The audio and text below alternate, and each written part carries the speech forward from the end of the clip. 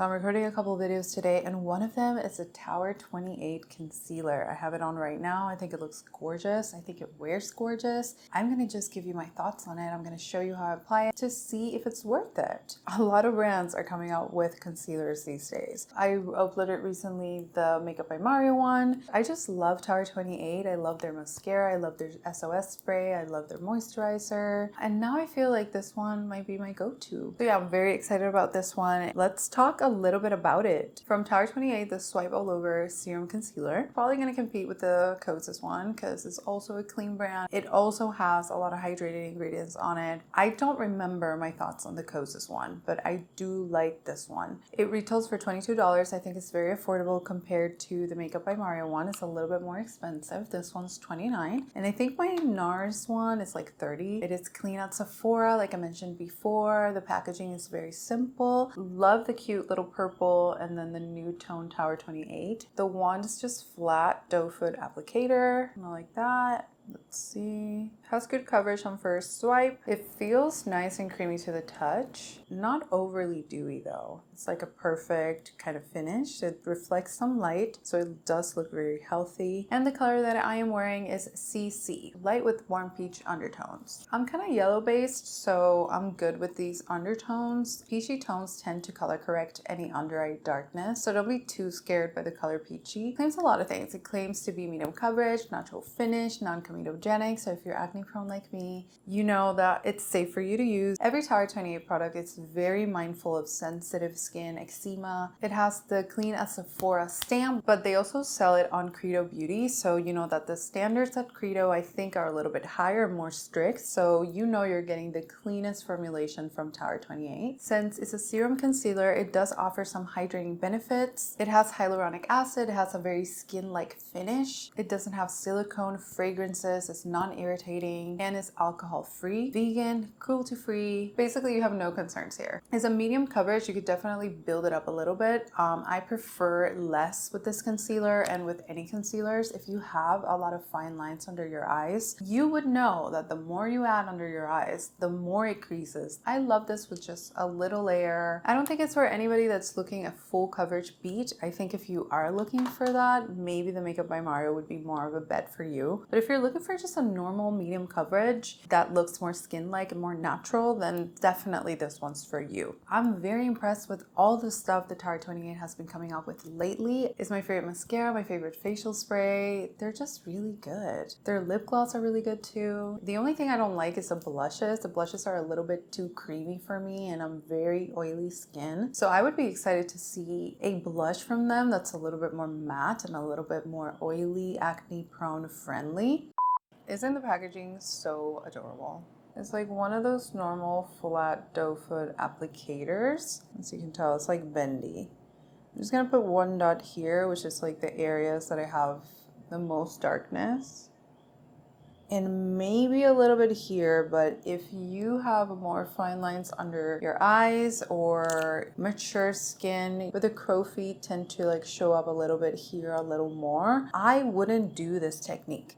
This technique is definitely for 20-something-year-olds or 30-year-olds, but like more mature skin, I don't think this is suitable because every time you smile, the concealer is gonna get in there. So I just wouldn't recommend it. I'm gonna do it for the review. I'm gonna use a concealer brush kind of like this. I'm gonna start by blending out this inner part here. I'm gonna try and hold the mirror up.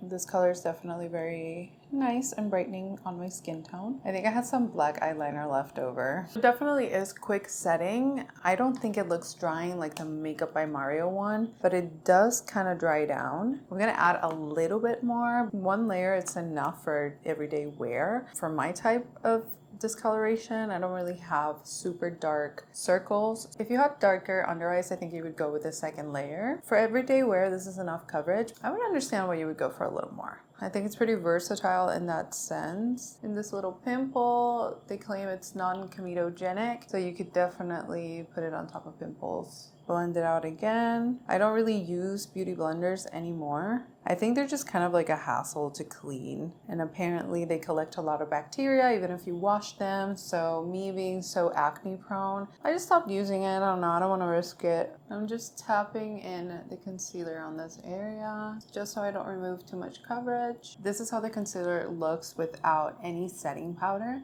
I think it looks radiant, vibrant. It covers very well. It looks natural. I think it's very oily skin friendly. I love that it's non-comedogenic as well. Let's go ahead and use a little bit of powder. I'm going to use the Givenchy Prism Libre. I don't know how to pronounce this. I'm just gonna use a little bit. Just gonna add it right here on the sides of my nose. Okay, that mattified very nicely. Whatever's left on the brush, I'm just gonna swipe it across. Very gently. I don't like baking or over powdering my under eye. Doesn't have any fragrance. I think it's fragrance free. I just realized that I did not exfoliate before I did this review. While it's not clinging on to dry patches as much, the powder did enhance a little bit of the texture. So that's not the concealer's fault. I've been using it for days straight and it hasn't happened. I'm gonna do the rest of my makeup and I'm gonna give you my final thoughts. So today I put the Tower 28 concealer and I put on a lot less and it looks a lot more natural. So I would say just stick to one little layer if you don't want it to crease. I did set it with some powder and now I'm gonna wear test it for like 5 hours more or less and see how it performs. So far I'm really loving the texture, I'm really loving the consistency. I'll give you my final thoughts when I come back. All right, so I'm back and it's right now midnight. So this is a 7-hour wear test and honestly it looks perfect. The coverage still looks the same. I really didn't add a lot and I feel like that's exactly how I'm going to use the concealer. As we age and we get more fine lines, really that area should not be heavy on concealer or on anything.